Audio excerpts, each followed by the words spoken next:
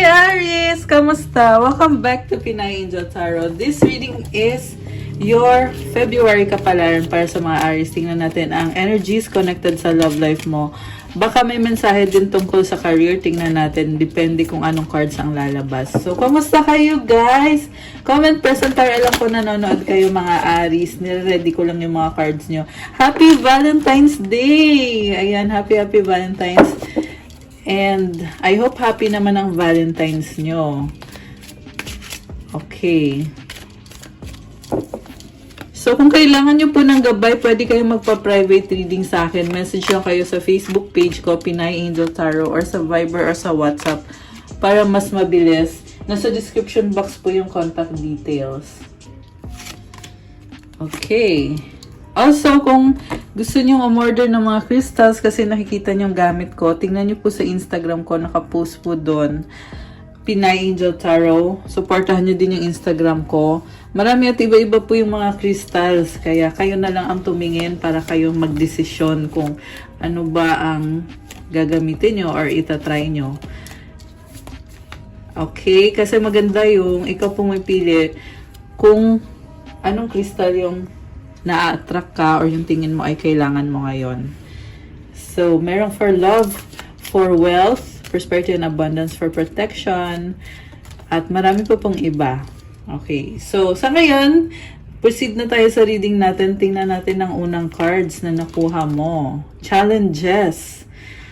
All true connections involve challenges that can be overcome together. May mga problems ngayon, pero tingnan natin yung ibang cards. Deeply, universe. Look deeply within to discover your soul purpose in your relationship. The universe is guiding you to that special person. Allow everything to take its natural course. May problema dito at ang lalim ng connection na to, kaya hindi mo basta-bastang malilet go to. And may tamang panahon naman para dyan. Sa ngayon, I feel like nakafocus ka muna sa priority. Ayan, dumaan yung tricycle, ang ingay niya. Ayan, pasensya na kayo sa ingay. I-edit out ko na lang yan. Okay, next card is Blossoming Abundance. Wow! Ayan. So, magandang balita to guys, lalo na kasi kakastart lang ng Year of the Dragon, kasi Chinese New Year lang at bago ngayon yung taon. Nagbo-bloom ka ngayon. Sa totoo lang, pabor tong taon na to para kay Aries, kasi Aries is a fire sign kagaya ng dragon. Kaya, good luck sa'yo. I feel na maganda ang pasok ng pera para sa'yo ngayong February. Okay. So, from the tarot, overall energy is Magician. Handa ka na. Sabi dito, you have all the tools. And, hawak mo kung ano yung magiging desisyon mo. Ikaw magdidesisyon kung anong gagawin mo sa sitwasyon na yan. May nakita kong pumipigil sa'yo, merong ahas dito eh. So, mukhang yung pumipigil sa'yo is sarili mo lang din, yung negative thinking, negative thoughts, yung fear. Eh, ang tanong, hahayaan mo ba na pigilan ka dahil sa fear? Okay, pero mamaya i-clarify natin yan. Sa recent past, 2 of Cups, 7 of Wands, Knight of Cups. So, dati tanggap mo yung taong yan kahit problematic yung sitwasyon nyo, pero minahal mo siya. Parang ayaw mo ibigay yung buong self mo sa taong to. Meron kang, nag-hold back ka eh. Kasi iniisip mo, kailangan mo mag-set ng boundaries. Yun kasi yung gusto mo mangyari, dapat may sistema. Kaya kahit mahal mo yung taong yan, may boundaries talaga. So parang may gap sa inyo ng taong yan. Pero kung sa emosyon naman, nakita ko naman dito merong love. Mahal nyo pareho ang isa't isa. There is also romance. Itong si Knight of Cups, this is a very romantic card. So, na-inlove ka din talaga sa taong yan. Okay, tingnan natin yung sa current. Usog natin yan. Okay. So, sa current naman, the world, 9 of Pentacles, the star. May lumabas na bagong simula. Parang nakita ko dito, kasi nga sa past, parang pinili mo yung sarili mo.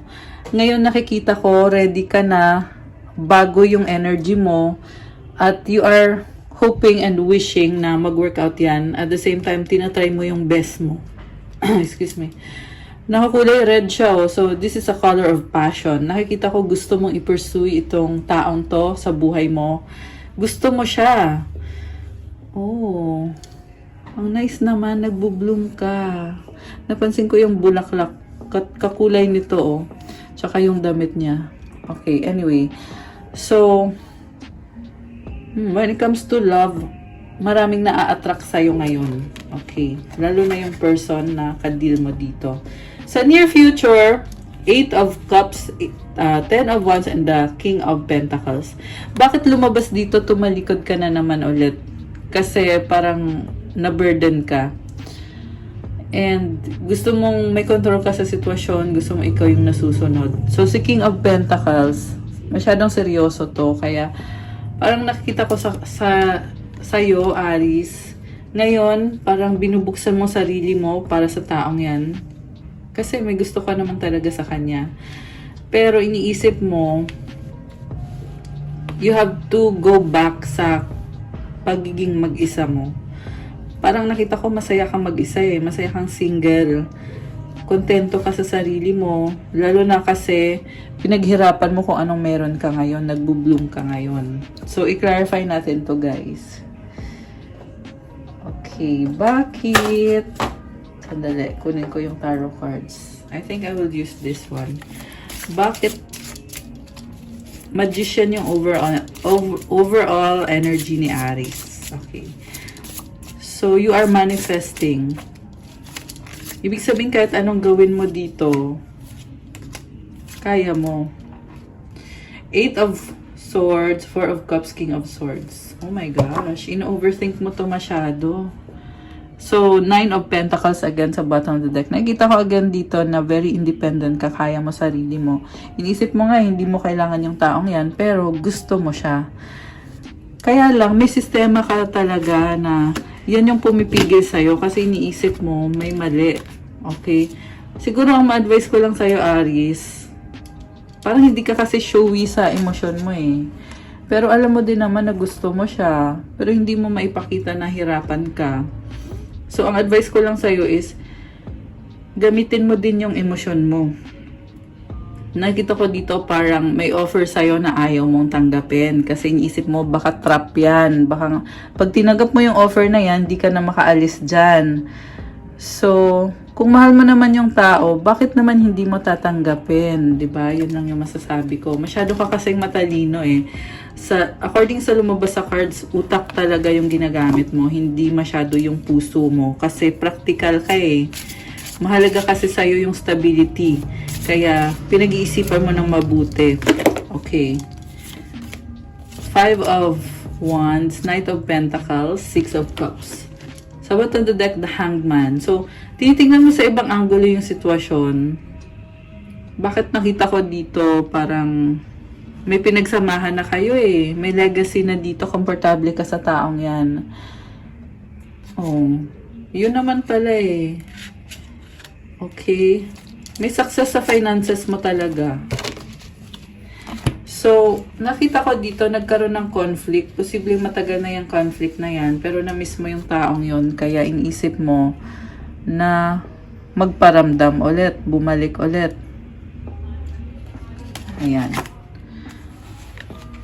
Okay, tingnan natin yung isang card. Oh, 6 of Swords.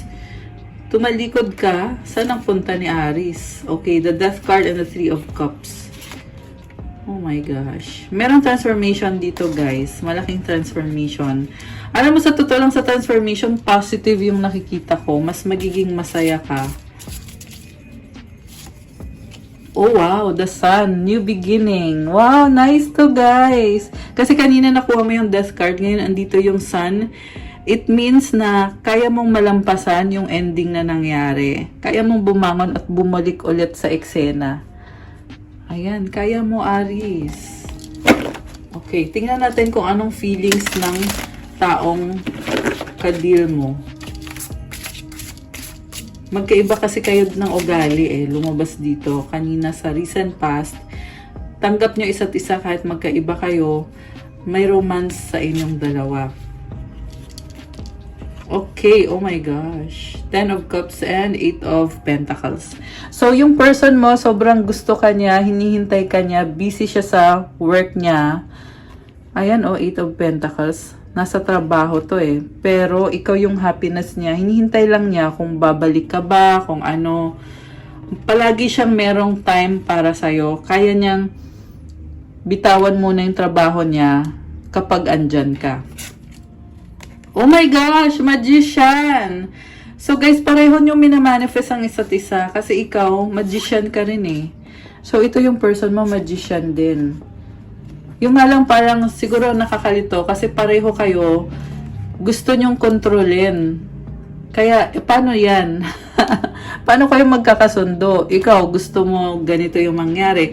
Siya, parang iba naman yung gusto niya. So dun lang kayo parang hindi kayo masyadong nagkakaintindihan sa part na yon.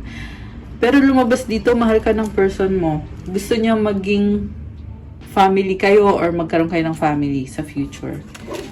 Okay, ano pang feelings ng person ni Aries? Very practical din yung person mo ah. Very practical. Oh my gosh, bakit ganito? Queen of Swords, Ace of Cups, Knight of Wands. Alam mo, nakita ko dito, very straightforward siya sa'yo. Sasabihin niya sa'yo directly kung ano yung iniisip niya. Prangka tong taong to eh. Kahit medyo masakit magsalita, pero sasabihin niya yung totoo. May nakita ko ditong mensahe na gustong sabihin sa'yo, pero nag-aalangan siya kasi tinitingnan niya kung dapat ko na ba tong sabihin kasi baka mamaya talikuran ako ni Aries. Yun yung inaalala niya eh. Pag nalaman mo yung totoo, baka tumalikod ka. Andito kasi si Knight of Wands eh.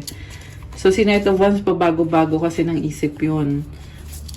So, ano yung gustong sabihin sa'yo? Excited siya. Naghihintay siya. Nagsustok sa'yo. Oh my gosh! So, Page of Cups, 2 of Wands, and the 7 of Pentacles. Ang daming pangarap nitong person mo. And, hinihintay ka niya. Okay. So, anong outcome dito para kay Aries? Oh my gosh, guys. Ang ganda. Meron kang Chariot at meron kang Queen of Wands. Alam mo, nakita ko dito, ilalaban mo to, Aries. Kasi, committed ka sa kanya. Si Queen of Wands kasi, ready na yang mag-commit. Handa na siyang ibigay yung sarili niya sa taong yun kahit magpakasal or magkaroon ng stability at sobra yung confidence mo sa sarili mo. Grabe. Andito yung Chariot, oh. Meron kang tatalikuran para i-pursue mo yung connection na yan. Parang calling kasi yan eh. Kasi itong Chariot connected to sa universe eh. Na kumbaga, sinasabi sa'yo, huy, gawin mo na to. Kaya ikaw naman, susundin mo kung ano yung sinasabi ng instinct mo or yung gut feeling mo na gawin mo. Okay. The world, ending sa new beginnings. Hindi maalis yung takot talaga. Dito yung 2 of Swords. Tsaka yung pagdadalang isip. At the same time, andun yung romance. Oh, grabe to. Parang nakita ko dito. Parang yung fear lang talaga yung problema. Kasi kung pipiliin mong magmahal, magiging masaya kayo ng taong to. Ito lang talaga yung pumipigil. Yung iba nga sa inyo, hindi kayo makapag-desisyon dahil dito. So, sinasabi niya, hayaan ko na lang, dead man na lang. Eh, di sinayang mo ngayon yung opportunity pag ganon. Pero desisyon mo naman yon kung anong makakabuti. Oh my gosh, Empress! In love! Oh, in love pero problema. Ayan, kaya nyo pinoproblema kasi kailangan nyong ayusin. Oh, nakita ko dito gusto mo kasi unahin yung sarili mo eh. Gusto mo na kusang dumating sa buhay mo yung pag-ibig. Pero ang tanong, paano ngayon dadating kung walang effort, 'di ba? Kaya kahit walang effort, pero sobrang mo iniisip, yung isip mo parang iniisip mo na yung pinakamalala dito eh.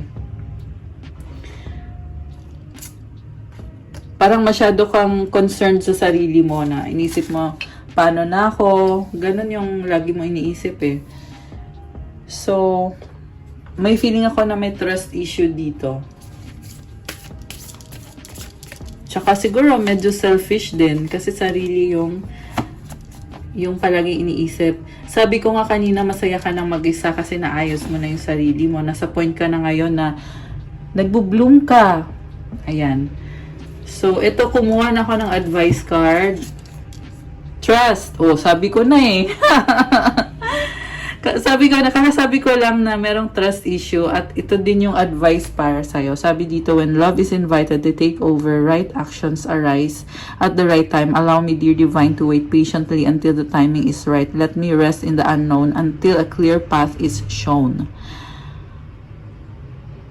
So, dapat merong love, 'di ba? Hindi yung puro isip lang, puro utak yung ginagamit nyo. Paano naman yung love? I-invite mo daw yung love to take over sa sitwasyon na yan. Kasi pag ginawa mo yon, sasabihin sa'yo or gagabayan ka kung anong dapat mong gawin sa tamang panahon. So, you have to wait.